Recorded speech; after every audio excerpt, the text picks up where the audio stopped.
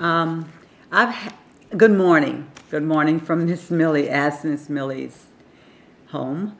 I've been asked so many questions lately. Some of them I feel like I just want to digest them and decide if those questions I really want to bring forth to my writers and my students. But there's one that I'd like to pose out there and then try to answer it is how many people out there have a pet peeve with their doctors? And I realized a long time ago I thought you only have one doctor. You go to one doctor, you tell him everything that's going on, and he take care of you. But it's not so. You see so many doctors, and then it's so much medication given from each one of them. Sometimes it can become very confusing. But I want to bring something to my friends and my writers and my students. Miss Millie has been battling very, very, very bad pain in her hip since March 28, 2009. Many of you have read about it, about what happened to me online, but let me kind of bring you up to speed of what could happen to you and how awful. Sometimes you feel so hopeless, things could happen to you.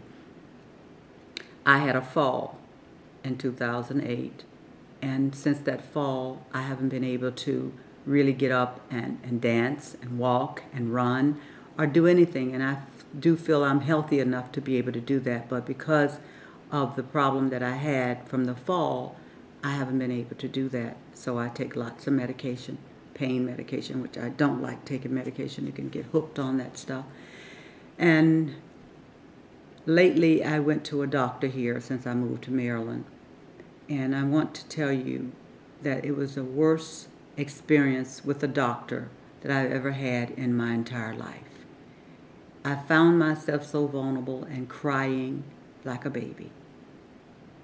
Nobody should have to go through that. Nobody should have to be treated that way. And finally, I got the MRI done of my hip.